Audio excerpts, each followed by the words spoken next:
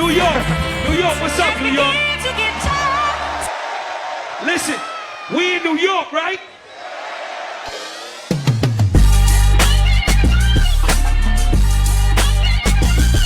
This is hip hop.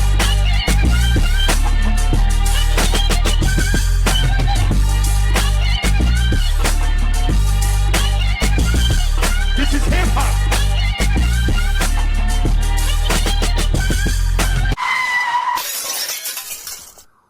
Welcome back to another episode of Crash the Industry, the hip-hop TV talk show where we crash every industry and dive into stories from different artists, politicians, entertainers, and more.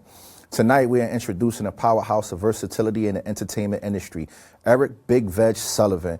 With over 2 decades of experience, Vegg is the ultimate go-to for sound engineering, photography, videography, and media production. His journey spans from internet radio to running a recording studio and even hosting a compelling web series, where Vegg has collaborated with legendary artists like Papoose, Raekwon, and Chris Rivers, and interview icons such as Rakim the God himself, Charlemagne the God, and Angela Yee. His work with the platforms like Power 105, Sirius XM, and Music Monday videos showcases his relentless drive and passion for spotlighting independent talent.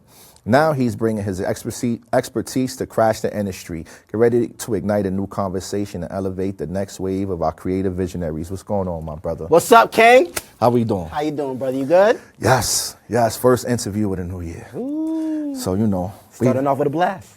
We got to start it off right. Yeah. We got to definitely start it off right. Yeah, man. So, let's get to this. Yes. So your journey into the entertainment, can you share what the entertainment industry and what sparked your passion for sound engineering and media production?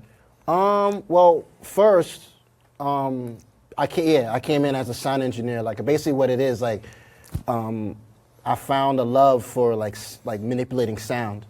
So I ventured into sound engineering first, and I kind of built my own recording studio in my crib, and I basically self-taught myself how to engineer, you know what I'm saying? And then I want to say for the first 4 years, I really was into that groove. And then once I figured out, like, oh, this is my niche, like, I could really do this, I went to school for sound engineering. I went to the Institute of Audio Research. Unfortunately, it's closed now, but that was a great school where I really honed my skills to be a sound engineer. Okay. And I graduated there with honors. And I ventured from there, man, you know what I'm saying? And that's kind of like my start in this industry. I came in as a sound engineer. So, you know? So what was one of your memorable moments as a sound engineer? Oh, man. I guess you could say, I mean, I got like 2 or 3, but definitely mixing records for like Raekwon. Okay. Papoose, Vado, you know, just a lot of big players, you know, like, these people are trusting me with their sound. And that's that final sound. Yeah, exactly. Like people forget about the sound engineer. They forget, they know the artist, they know the producer, they know, the cameraman, but they don't know the sound engineer. Honestly, the sound engineer is almost more important than the artist these days. Yeah, I mean, we are the reason why things sound like how it's supposed to. Because I've been in the studios and I've seen engineers work magic. Right. Like, yo, that didn't sound like that. Trust me, especially nowadays. Well, we're not gonna get into that. I'm just saying. No, I'm just saying, like, I've seen you guys work miracles. Yeah, definitely. And now it's almost a requirement for you to find a great producer and a great sound engineer. Mm-hmm. You know? Definitely, man. So shout out to sound engineers. And then after that, I got into media by starting a internet radio show called Rock Runner Radio. Did that for 4 years, you know what I'm saying? That's how I kind of got into hosting. Me and my boy, my man Precise, we started the Rock Runner Radio show. Precise out of Brooklyn? No. Precise from Rockland, from where I'm at. Okay. Yeah. Shout out to him, though. Shout out to your boy, right? But my Precise, we started the show, and then maybe a year into it, like he had to take a leave of absence because he was taking care of something, and I took over, because I didn't, because if I didn't take over, then the show would die. Yeah. That's when I started, and that's when I really got into really being the main host. Because when he was on the show, I was just like, I was the co-host. I was worrying about the sound. I was in my sound engineering phase. Okay. And when he left, that's when I had to take over. So that's when I really started getting to hosting, and I started to really hone my skills as a host. And a media personality. Yeah. Well, more, I would say, internet radio personality. Media personality didn't really come in until maybe 2015 when I got my first camera. Okay. When I got my first camera, that's when I learned, like, oh, wow, because this was the early days of YouTube. You know what I'm saying? It was like, you could post anything on YouTube. Nothing got blocked, nothing got shut down. Everything was able They were to still go. figuring their own stuff Pretty out. much, yeah. So we got lucky, right? So, and at the time, I still had my radio show for maybe about a year or so. And, at the time I was recording, freestyles and stuff that were going on the show. But then I started going out, started going to mixers and stuff, and I started doing recaps and stuff, like honing my skills as a videographer and photographer. So you were touching all the bases. Pretty much. So being that you said that, how do you balance these roles, and which one do you find most fulfilling? That's a good question. How do I? Well, you know what it is. I feel like I've done it so long that I just know what is necessary and what's needed to get done. Okay. The objectives, what the artist wants, what I'm looking for, So that's kind of how that goes. You know what I'm saying? So yeah. Okay. So how did you end up working at Power 105? I really wanted to know that. And what was the experience like working with such a prominent station? Power 105, I got a chance to go up there and actually through my guy, Jim Gallardo and Diamond of GGMG, I connected through, I connected to a I connected to a personality up there, a radio personality by the name of M-Easy. Okay. He had a show up there, and I was up there doing my thing, and he needed like a videographer, and I was there at this right place at the right time. Okay. And he picked me up, and I went up there, and I was up there for maybe 6 to 8 months. Okay, so now that you said that, and I got to the Power 105 thing, is that where you met Ed Lover? No. I met him way after. I met him at the first Rock the Bells festival. Okay.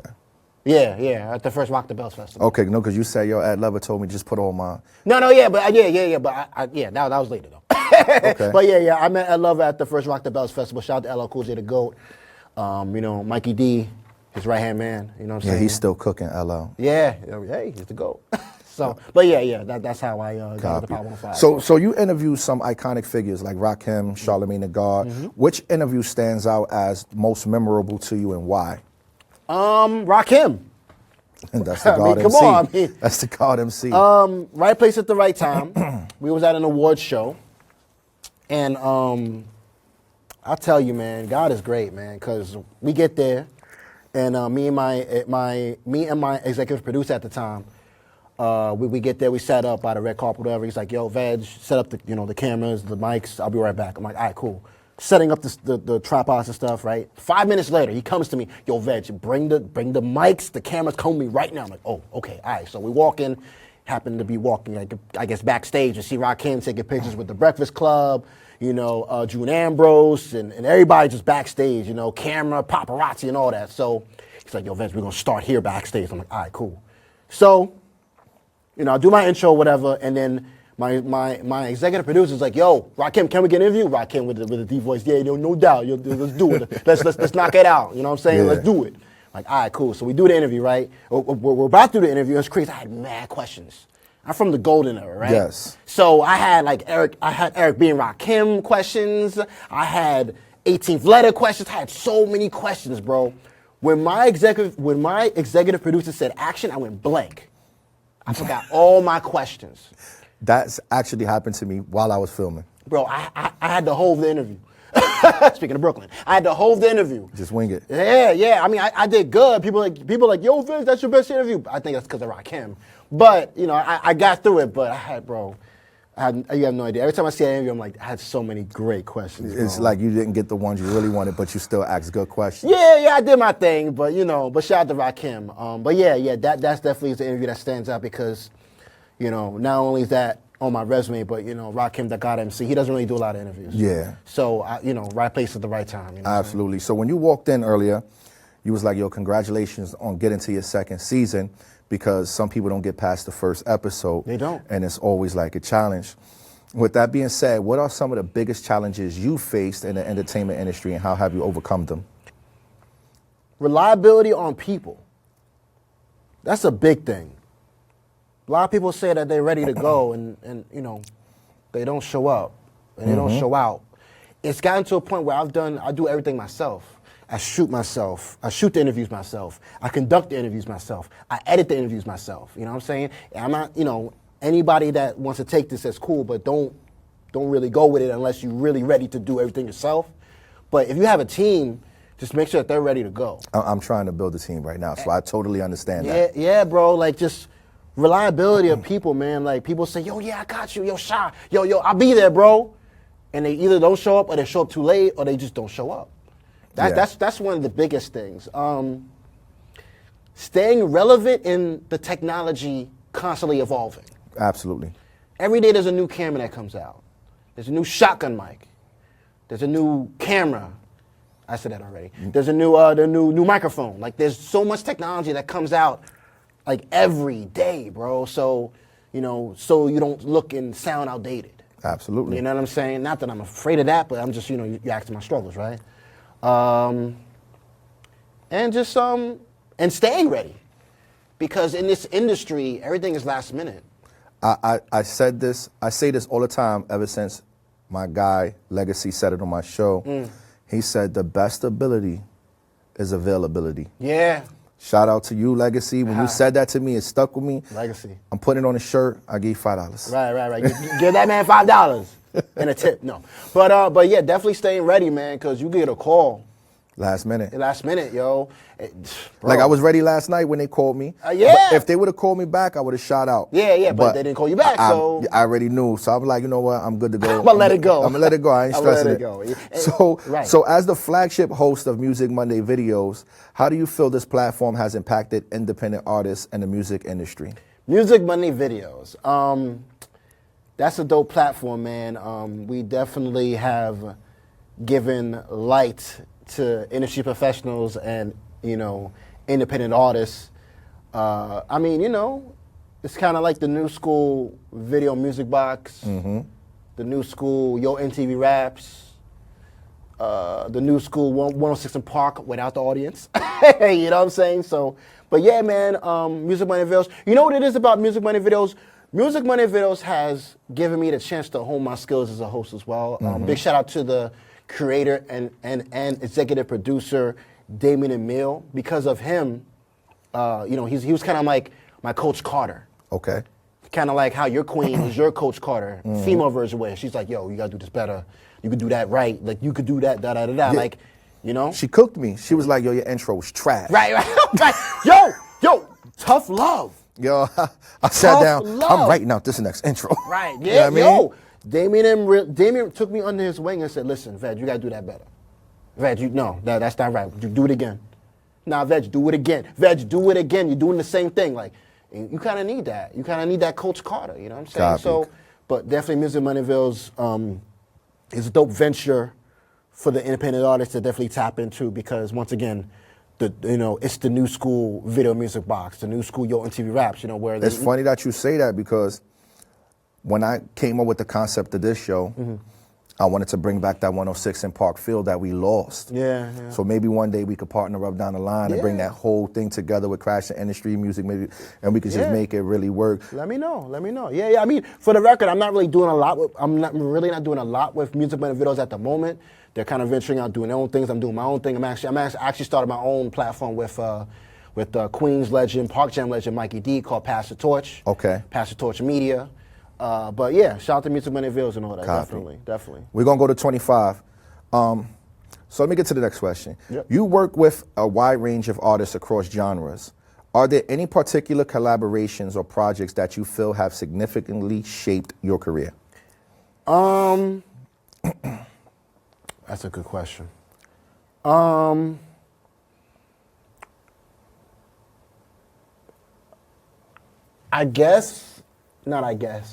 Definitely, like a lot of artists, like a brother by the name of Tara Van Poo, coming out of the Bronx. Okay. You know, Bronx MC, fierce lyricist, man. You know, his whole crew, because he works with Vinny Idol. Mm-hmm. You know what I'm saying? Shout out to Vinny Idol. Definitely when I do his videos, he always pushes the limit, like, Veg, well, we got to get this editing right, got to look right, da. You know how artists can be. Mm-hmm. And definitely just projects like, just working with like cats like DMX's ex-wife, Tashira Simmons, working on her podcast. That was cool because that definitely tested my groove as well. Working with her son Xavier, rest in peace to DMX. Working with Jerry Wonder, actually, with the legendary. That's a legendary producer that worked with the Fugees. Mm-hmm. It's White Cloud's cousin. I did I was one of the cameramen behind his summer program last summer, 2024. So that was cool. Definitely. I mean, I've done so much. But I'm just blessed to be here, man. We all woke up, so absolutely, ultimate blessing. Word. Absolutely. What advice would you give an aspiring sound engineers, photographers, or media personalities who's looking to break into this industry? Because that's what we're about, crashing the industry. Nowadays, there's no there's no way that you can't do something. Like see, in my era, like me coming up, like I had to learn it myself. Had to go through the trial and error phase. Like nowadays, cats could just, go on YouTube and go, sign up for YouTube University. Yep. Nothing against that, because I do that. You know what I'm saying? I go there all the time. You know what I mean? Like if you want to learn something, like you could just Google it. You could YouTube it. You could do anything. Back in my era coming up, like I had to try it, fail at it, try it again, fail at it again. Before you get it right. And then, I had to, do that trial and error, you know what I'm saying? So, just do it, man. Just go for it. And don't be afraid to learn. I interview a lot of people and I ask the same question, like advice question. And a lot of people say, get a mentor. It's not easy getting a mentor. No, you're right. You got people who say they'll mentor you. And then they don't. And then they just don't have the time to. Going back to reliability. Right? So I hear it, but if you happen to get a mentor, embrace it. Embrace it, because to have that mentor take his or her time to take you under their wing and teach you the ins and outs of the industry, crashing the industry, help you brand that. Absolutely. Crashing the industry. Come on, man. And just don't be afraid to learn, man. Just don't be afraid to don't be afraid to fail. Absolutely not. Last question. Yep. What are your future goals in the entertainment industry, and are there any up and coming projects you're particularly excited about? Yes. Goals I have. Like I said earlier, me and Park Jam legend Mikey D, we're building this platform called Pass the Torch Radio, Pass the Torch Media. It's a platform where we're simply passing the torch to creatives of all genres and eras. If you're old school, if you're new school, if you're classic school, if you're true school, we're passing the torch of gyms, of media, of radio, of everything. You know what I'm saying? We have a radio show right now that's being broadcast on Rap Station 365, which is Chuck D's platform. We're on Mondays, Wednesdays, and Fridays at 6 p.m. Eastern Standard Time. But yeah, that's the biggest thing, is just pushing that platform, because that's our platform. Kind of like you're building your own. We're building our own. And what's funny about that is we have a segment on the show called Pass the Torch. I know, I saw that. So I was like, no disrespect. No. I was like, it's great, and it will be great when I do those segments and I say, yo, you should really check out this up and coming artist. Yo, interview this artist, get them on your show. And the younger generation needs that. They need the embrace, because for years, the older generation has never really embraced the younger generation. The OGs, man. I would say who's been really good at that, I have to give it to him, is Jim Jones. He's been really good at embracing the next generation of artists. And so has Bleak. Bleak has been very good at embracing the next generation of artists. Right. So like them two, they get that it's the younger kids' turn. Yeah. You know what I'm saying? Yeah. It's their And they turn. help them, and I think that That's dope. is so dope. Shout out to them. So over 20 years in the industry, Yeah. how have you grown personally and professionally, and what lessons have been the most valuable to you? I think just I think it's just being ready to do things, you know what I'm saying? Getting that last minute call, yo, Veg, we need you to do this. And, you know, it's just gotten to a point, bro, where like, you know, people could take it how they want it, but like, you know, I have my own barber equipment. I shape up my own, because as a media personality, you have to stay ready. At last minute. Like in last minute, you know what I'm saying? I could get called tomorrow to interview LL Cool J. And if I'm looking crazy, ready to go. You know what I'm saying? Just staying ready. I think that's the biggest thing I've learned. And people have relied on me for that. You know what I'm saying? And my reliability. I have set a reputation where, if I book Veg, 99.9% of the time, gonna be there. he's going to be there. He's going to be there on time, and on time meaning he's going to be early. You know, and keep in mind, I'm coming from Rockland County, bro. I'm not around the corner. I'm not in any of the 5 boroughs. I'm not far, but I'm not close either. Like, it takes me a little while to get to the city. Listen, we have a place in Rockland. That's why I knew your number. Yeah. But we live up further towards like Monticello. So Right. I'm taking that drive almost 2 hours every Yeah. time. Yeah. So when I tell people, like, if you got me coming down, don't waste my time. Don't waste my time. Yeah, exactly. Time is very, like not important, but it's just, you know, you gotta respect people's time. Absolutely. You know, and I'm big on that. You know what I mean? So that's another thing. Like, I'm very reliable. You call me. If I say I'm gonna come through, that's my word. Like, I'm big on my word. Like, I'm gonna come through. Absolutely. So, word, definitely. So what we're gonna do with that is we're gonna wrap up Okay. the first segment of Crash the Industry with my guy Big Veg. Gosh, yeah. And we're gonna get into the next segment. Let's do it. We're gonna be back with a special guest. Ooh. Appreciate you, my brother. King. Thank you for pulling up.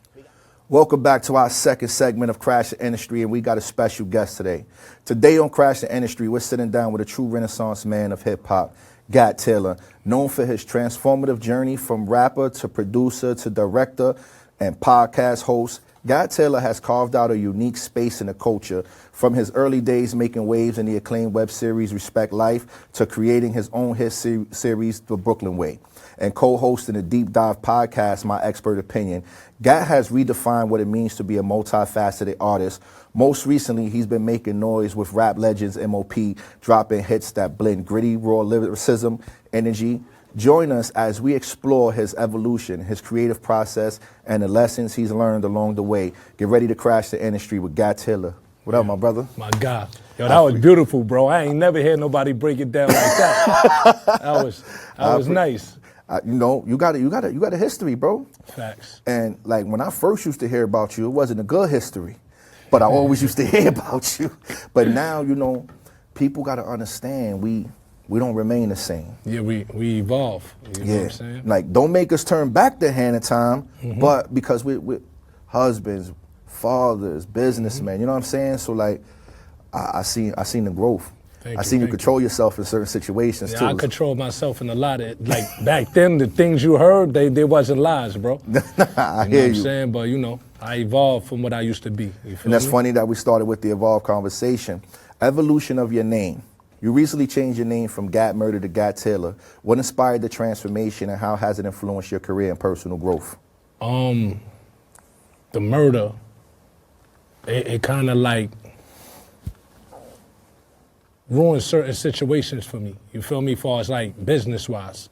You know, when I was going to like record labels and people wanted to do business with me, it was like hard to get through certain situations because of the name. And I was stubborn. I'm like, yo, I'm not changing my name. I'm keeping it Gat Murder. And it kind of, me being stubborn kind of Hindered you? yeah, a little something, you know what I mean? But that was the real reason I wanted to change the name from Gat Murder to Gat Taylor. You know, Taylor is actually my last name, so I'm like, I might as well just clip the murder and add the Taylor. You know what I'm saying? It makes more sense. It makes more sense business-wise. I remember one episode on the show, the host goes, "You two might not let us get through this because of gas." I think Mav said that. Yeah. I think Mav said something like that. He was like, yo, we got to fix your name or something like that. Nah, it wasn't like nobody had nothing to do with my name. No, like, he was man, just shit. joking though. You like, know, that's why he be on the show hollering splat. I be hearing him. Instead of Gat. And I'm like, yo, this is my brand. You gotta chill out. You gotta stop playing with me. You know what I'm saying? Then we start joking with each other names and all that. I'm like, nah, I can't really do that because I don't want people to really Say that in the streets. Right. So now when I be going places, be like, yo, Splat. I be like, Mav, look what you did, bro. But yeah, you know, it was definitely time for a change with that name. You know what I'm Yes, saying? it showed your growth. Yeah, definitely. Did it open up a little more doors though?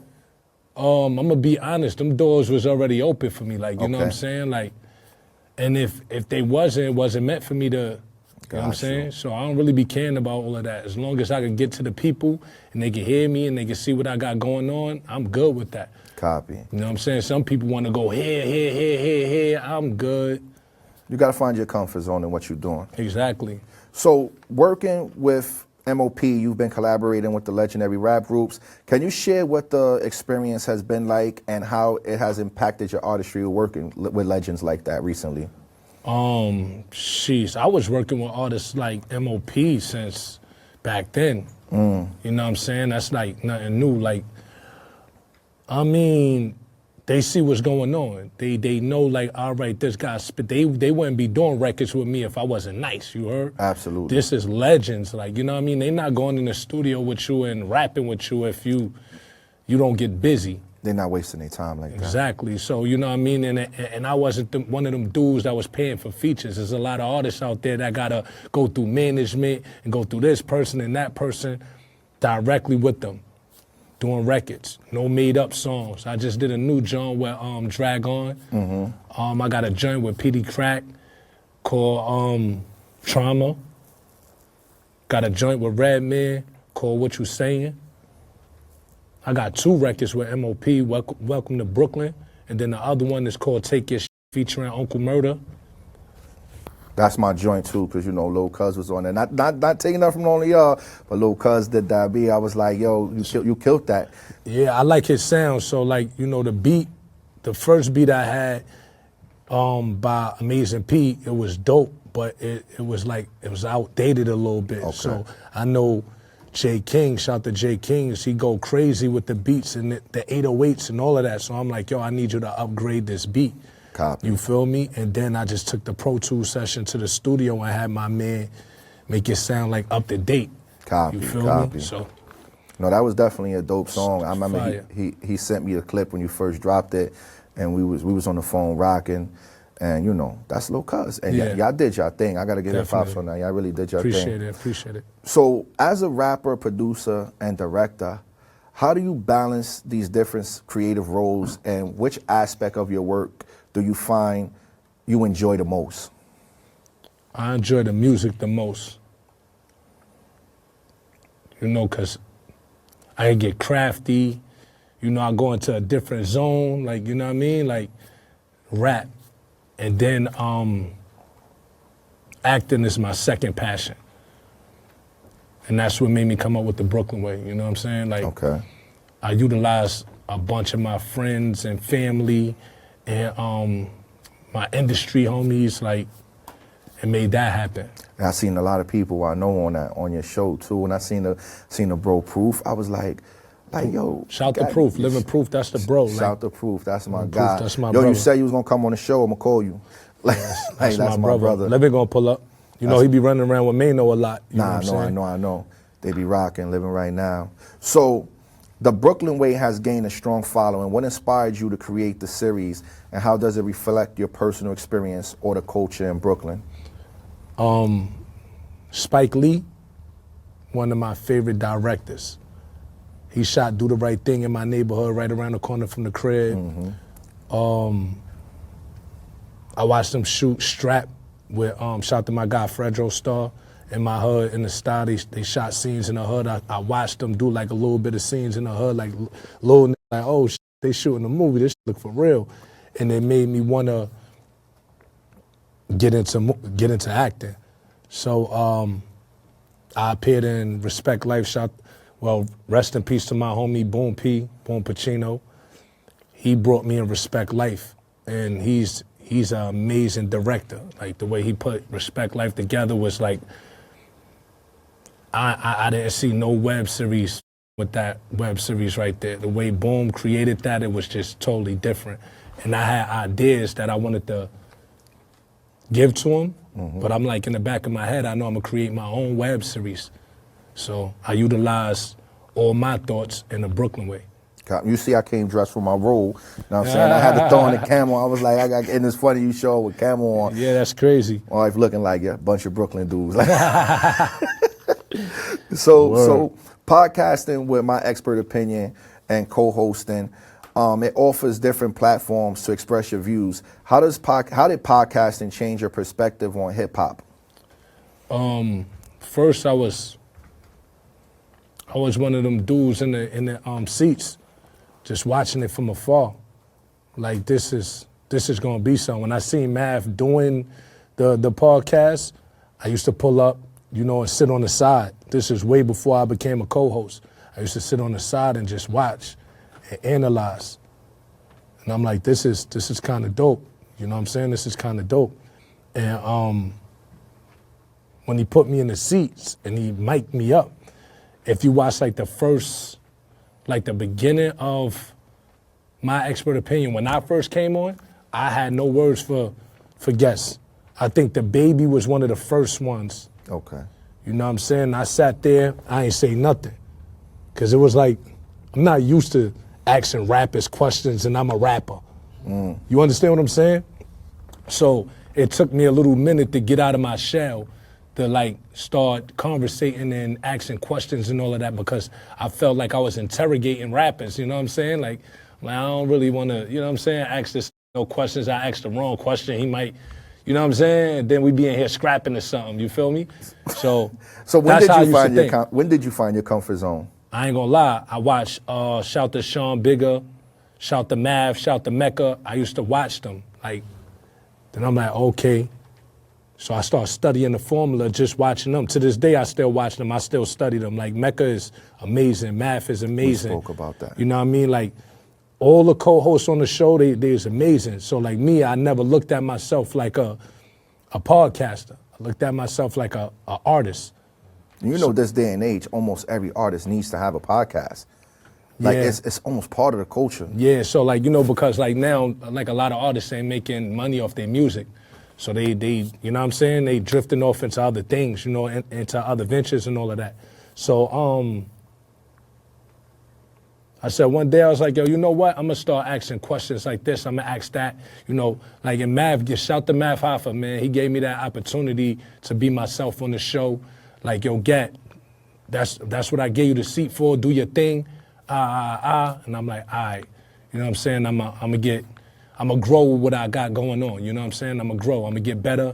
You know what I'm saying? Like I be cutting off when they be talking, like, cause that's what I do in real life. When they be talking, I be cutting. Don't like what they saying? Yeah, I be like, yo, I don't want to hear this. I might cut you off. Like, they be like, yo, Gat, you got it, but stop cutting off. And you gotta get them sound bites. You feel me? So I thought I figured you would be a little uncomfortable, because at first I was a little uncomfortable on the camera and talking, because we started podcasts a long time ago, my wife and I. But being that where we come from, during the pandemic we started it, but being that where we come from, I wasn't used to being on camera talking. I'm like, yo, am I gonna say something, gonna snitch on myself or something? Yeah. So how did you feel about that? I watch what I say. I watch what I say. You ain't never see me on the show dry snitch on nobody. You ain't never see me on the show like get nobody taken down, nothing. Like, you know what I'm saying? I be mindful of what I say. You feel me? That's very important. Like the questions you ask too, like I get straight to the point with my questions. Like Mech and Mav, they go do what they do, but I'm straight to the point. Like I ask a straight out question, flat out. And I ain't gonna lie, like a few times my flat out questions got us on the Shade Room and like a lot of different platforms. I was like, oh, I was like, yo, Mav, I was on the Shade Room like 3 times off your show, bro. Facts. Now you really be doing your thing though. Yeah, so like, I have my way of asking questions. Like Mav has his way of asking questions. Mech has his ways of addressing his questions and the guests and all of that. So a lot of the times too, like, you might not see me say nothing. Yeah. Because I'm learning the guests. Like a guest like Master P, you don't really want to talk to him. You want to get all those gems and jewels from him. Like, you know what I'm saying? You don't really want to talk. You want to listen. Like certain interviews, I just want to listen. I don't really want to engage like that. So like with somebody like Ian Dunlap, you know what I'm saying? Like he speaks on like investments and crypto and certain things like that. I want to listen. You want to soak that game up. Exactly. So it's like certain interviews, I'm engaged in the conversations and all of that, but I want to learn as well. You know what I'm saying? Because I'm still a student of the game. Copy. You feel me? So your music and visuals often feature raw, gritty storytelling. What draws you to those themes, and how do they resonate with your audience? Because I like to give people that pain and what I've been through and what I've seen. I don't like to fabricate. Like, I don't like to jot down that never happened in my life or that I never witnessed or things I wouldn't do. You feel me? Or things I couldn't do. I like to like get straight to the point with my music, straight to the, and that's what make you an artist. That's true, right? And you know, I understand that because I'm a writer, right? And I help artists write and stuff like that. So where do you draw that fine line of not implicating yourself or not? Do you have to find yourself articulating yourself in different ways so you don't like do what they? Of course, like I don't be on drill rap time. Shout to them. You know, that's what they do. I never crafted a rap where I went outside and did something and then put it in my raps. Yeah. Never. I never, like, you know what I mean? If I was outside and I punched somebody in their face, I never rapped about it. If I got into any type of altercation, I never rapped about it. You might have heard about it, like, through the hood and shit like that, but I never rapped about it. Copy. You feel me? And I feel like, for what? For what? That's nothing to talk about. Shit happens in the hood all the time. People go through shit all the time. So, you know, like. See, there's a way, what? because I listen to you, right? And you articulate yourself. You're basically saying, like, these are things I could do or would do or whatever, but you're not saying, I did this, X, Y, and Z, and Yeah. that's the problem. That's the problem, you know what I'm saying? But I lost a lot of friends, a lot of homies, people I used to rap with, people I grew up with that was fans of mine and that was real close to me. So, like, I was like, I am one of the last of the Mohegans where I come from. You know what I'm saying? There's a few of us left. So, like, I'm like, yo, there's a few of my homies locked up. They'll never come home. They never gonna see the light again. So I'm like, I gotta clean up my act or I'm gonna end up, you know what I mean, where other is at. So I chose to like get on the narrow, a straight path and just stay clean with everything. You know what I'm saying? If I could help somebody, if I could put somebody on, or if I could give somebody an opportunity, I'm gonna do that. You know what I'm saying? I see that in you because when you said, I'm not going to speak on the project we spoke about, when I said, yo, I would love to do that, you said, bet, I'll give you a spot. And it's like, it came so naturally. You was just like, I got you, don't worry about it. And I was like, damn, J. King told me he was like a real solid, good dude. So I do see that. Like, you know, I don't see you faking on that. You really, really like to give people. If I rock with you, I rock with you. You know what I'm saying? Like, that's just who I am. I can't speak for nobody else, you know what I'm saying? But when you step on my toes, I could be a different type of individual. You feel me? I'll talk to you. Yo, son, chill. Because I'll warn you first, like, know what you're getting yourself into. Because I'm not going to play with you if I bump heads with you. Copy. Pause. Yeah. You feel me? If we have falling outs, everybody know, you know, we have falling outs. Yeah. But as men, if me and you can't talk face to face or over the phone and try to hash it out, and you want to go, you know what I mean, keep going on or try to, you know what I mean, prove to people like you this person and I'm not that guy, I could show you. You understand what I'm saying? I could show you. But I come from that. I come from I was born and raised in one of the worst neighborhoods in Brooklyn, Bedford-Stuyvesant, Kosciuszko, Lewis. You understand what I'm saying? So I come from that. I watched a lot of my homies pass away, go to jail. I'm like, yo, I gotta stay focused. I gotta stay focused. Like, I'm the only person that could do it. You know what I'm saying? I'm the only person that could do it. Nobody else could do it. I'm gonna try it. I'm gonna try. And I pushed through. So I didn't get this far to f it up or let anybody trick me out my spot. You feel me? And I see you dodging it. Like, trust me, I could see it. And I dodge all of it because at the end of the day, when you become, like when people got your name in their mouth, you're doing something. That, you know, you're doing something. If people ain't talking about you, you ain't doing nothing. Yeah, so like, you know what I mean? If they're saying your name in a negative manner, you popping. Absolutely. You feel me? If they getting on their platforms and they shooting at you, you popping. Because why would they, you know what I mean? Why would you talk about somebody that's a nobody? Or you feel like he's a nobody, why you talking about him if he a nobody? Absolutely. Exactly. And I like the positivity that you've been keeping things. And it's a lot of things that come your way.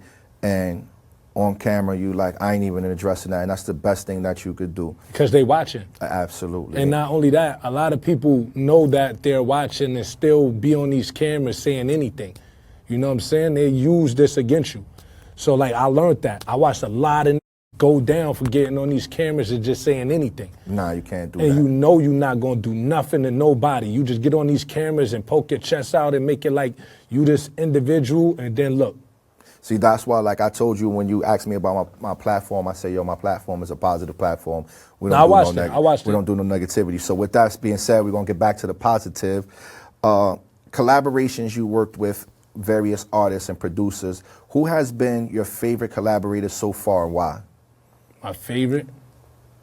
Like someone you enjoy really working with in the studio and everything like that. Or even in the My favorite film. collabo, my favorite collabo was Redman.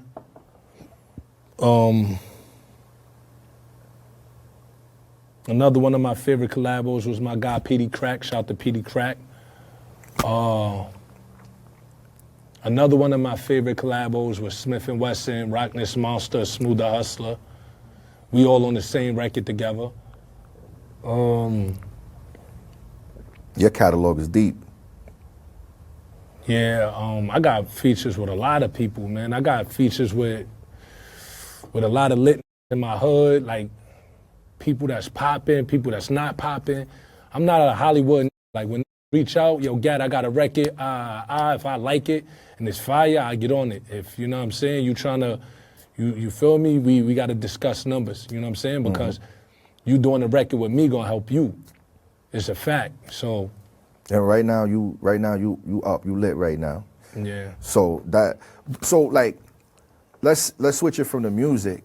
If there was somebody you could collaborate in your movie or TV show. You talking about an actor? Yeah, an actor. Who would you, even if it was somebody you want, you like, yo, I could see them acting. Like, who's somebody you would like to bring on your TV show or your movie? Ice Cube, Chris Tucker. Why Ice Cube? Ice Cube, man, became one of my favorites since Doughboy. Doughboy, man, like inspiration. Lorenz Tate, you already know, Old Dog, that was an inspiration. Boo King Woodbine, Fredro Starr, he's in the Brooklyn way too, shout out to Fredro. He pulled up and did a scene with his brother. Okay. Who else? Of course, Denzel, why not? If you're gonna shoot for the stars. Exactly, you know what I'm saying? There's a lot, there's a plethora of actors and actresses I love to work with, you feel me? There's a lot of them that reached out and told me to keep doing my thing too. I'm like, wow, like you saw that? You watched that? Word, and it's a low budget web series, but it attracted a lot of people. A lot of people like related to it. Yeah. And like these is a lot of my ideas. I brought on a lot of my peoples from the neighborhood. I got my guy Uncasa, Dipset, Paul Kane, Street Fam, Pain in the Rockefeller. I got all of them inside the Brooklyn Way web series. And they helped my web series pop too. Redman came in first. He was my bug connect. You know what I'm saying? Yeah, So yeah. Uncle Red being there just show like, I want to see you win, Neff. Keep that going. Every time I speak to Unc, he said, yo, keep that Brooklyn Way going. To this day, he be like, Yeah. keep that Brooklyn Way going. And when you got legends like that telling you to keep that right there going, why not? You have to. When you got people like Big Daddy Kane and Rakim like, yo, Gat, and they stamping my web series and they actually getting in it, it's different. It's different. It's like you gotta keep pushing. You got to stay focused, keep rocking it. Like I told you, as soon as J. King put me onto the show, he was like, you gotta watch Gat's show. You know, I seen certain people I knew, I was like, yo, this show's kind of dope. But I told you, when I really started liking your show is when I seen Scheme Still a Sandwich. I thought that was like one of the most... See, like when I watch web series, right? Everybody is a kingpin, a drug dealer, they and all of that. I'm like, yo, I want to put a twist to my shit. I want to have a twist of comedy, street shit you can learn from, reality, everything. So I was like, yo, Schemes, you and Mav gonna be cousins. You understand what I'm saying? So it's like, I think the first time Mav and Schemes met, that was the first time they shot a scene together. Okay. That was the first time they met, that's when they filmed together. So the connection was just organic. Okay. You know what I'm saying? And Math character and Scheme's character on a Brooklyn Way made this funny as hell. Then you got Uncasa with the spin and going crazy and them Brooklyn. I seen that, yeah. You know what I'm saying? Harlem always had that energy for Brooklyn like back then. Yep. So I was like, I got to get a Harlem nigga and who but Uncasa. You feel me? My guy Uncasa, he got up on the show, went crazy, pain in the ass. He's But you created relatable personalities because that's how the hood is. Right. You always got one funny dude. You always got one sneaky dude. Then I got the crooked cop. Shout to my guy Ant. Got the crooked cop. He be running through booking. You know what I'm saying? That's real Brooklyn for real. Yeah, you know what I mean? Running down, calling. You feel me? So yeah, man. Like I watch my web series to this day. Like damn, I put in a lot of work. Me and my team, and shout to my whole team because if it wasn't for them, it wouldn't be no me neither. So shout to the whole Brooklyn Way cast, like for real. Shout out to the Brooklyn Way Cav. I came dressed for my Brooklyn Way scene. So what are some of the biggest challenges you faced in the music and entertainment industry, and how have you overcome them? I didn't face nothing because I don't involve myself in shit. I go do my job and I go home. You feel me? So I never faced nothing crazy. Okay. You know what I'm saying? I never cared to go to a party or be here, try to be lit and be seen and heard. I'm one of them, if you know me, you know. Like I do my work and I go home. I don't care to be in the mix and here I go and I'm lit. I'm here. Like I've never been one of them niggas. I seen that firsthand because the first time I met you in person, I said, oh, that's Gat right there.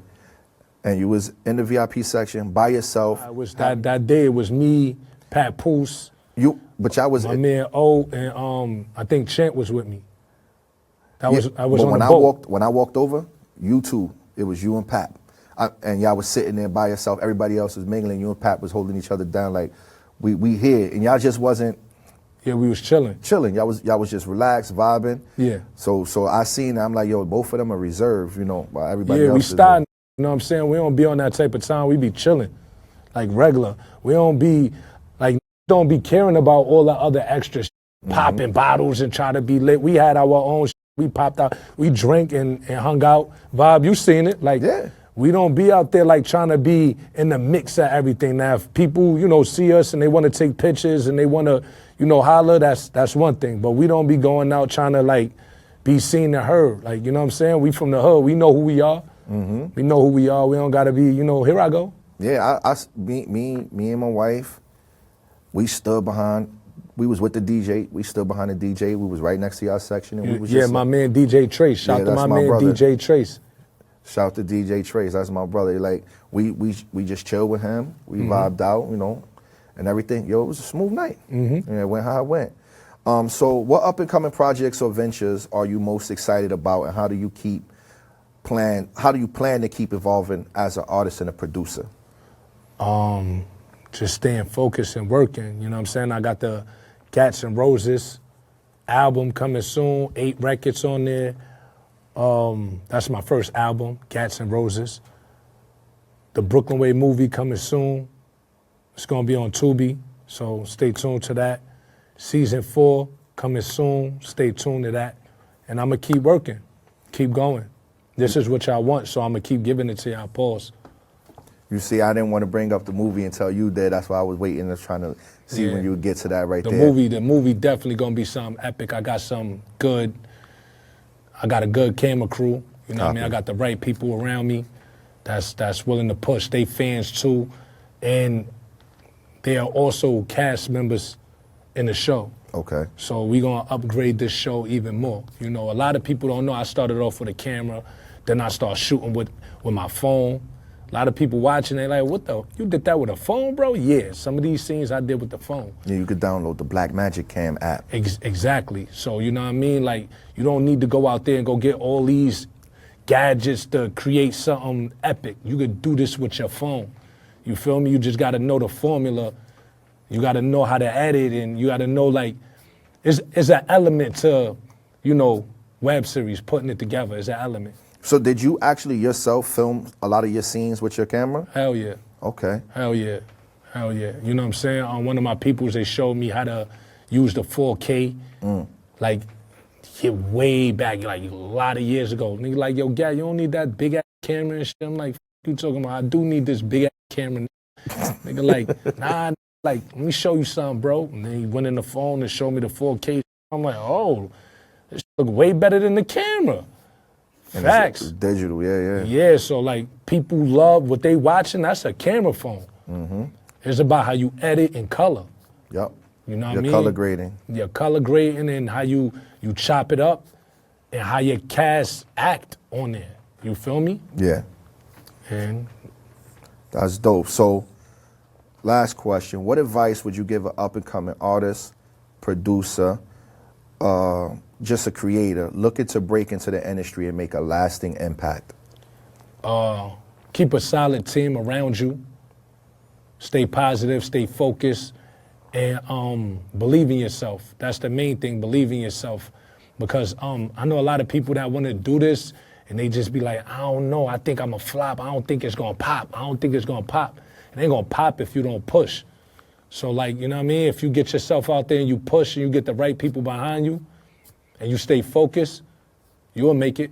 You know what I'm saying? They have no choice but to watch you. Feel me? People are always waiting for the perfect timing. Like, I should have started this show like 2 years ago, right? But I was waiting for the perfect time at the perfect time.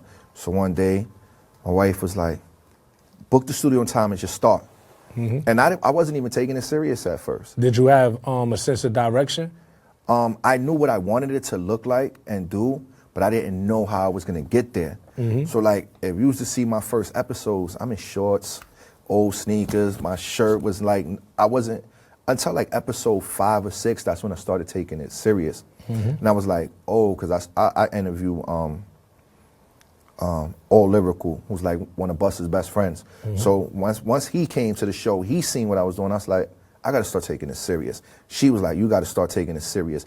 You got to start actually writing some questions out. You got to start giving these people their proper intros. So that's when we started. If you wait till the perfect time, no time is ever the perfect time. Right, but sometimes pause. Sometimes other people see something in you, pause, that you may not see. Copy. And they'll be like, yo, look, man, do that. You got this, you got that. And once you lock in and stay focused, it'll pop for you. Absolutely. So you need that. You need those type of people around you. Your lady, you know what I'm saying? Real people that's motivating you. That's what it's about. You need that positive motivation around you. You feel me? absolutely. And subtract the negative energy, and you gonna go. We ain't even drink, bro. Got yo, the Douce. listen. You feel me? I take a shot with you. Hell yeah. Happy New Year's, bro. Happy New Year's. Take a little bit of that. Let me get that. That's good. Shout to my B.I. Shout to Memphis Bleak.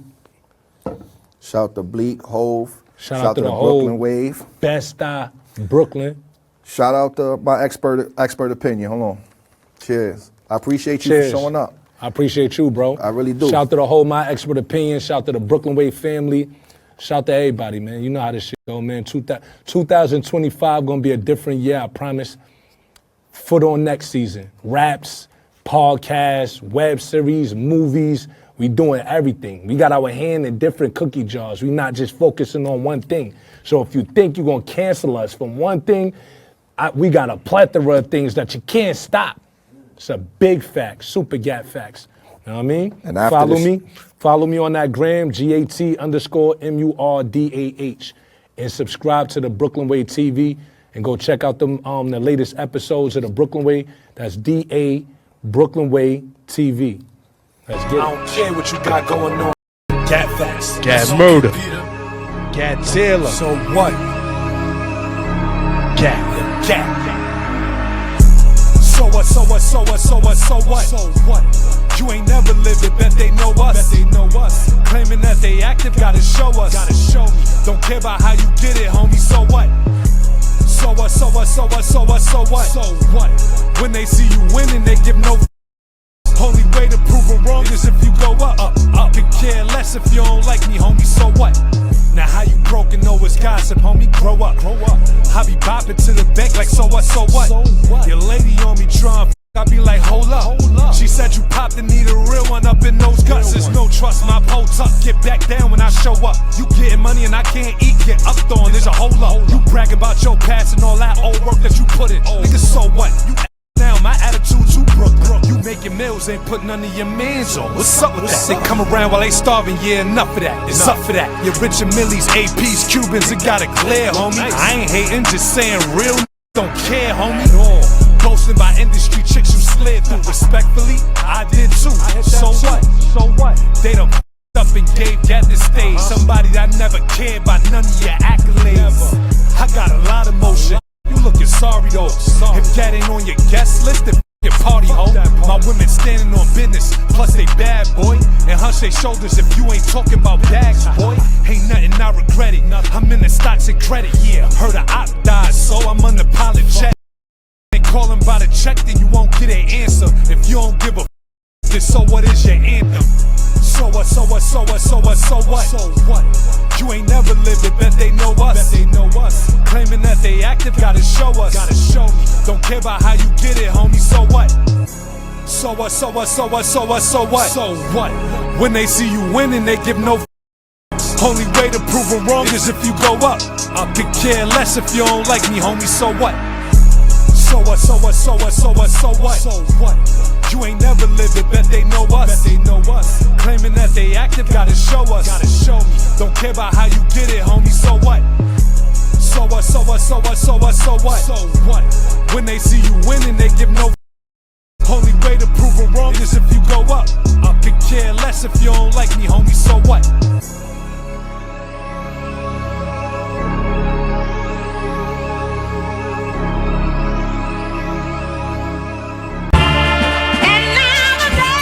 New York, what's up, New York? Listen, we in New York, right?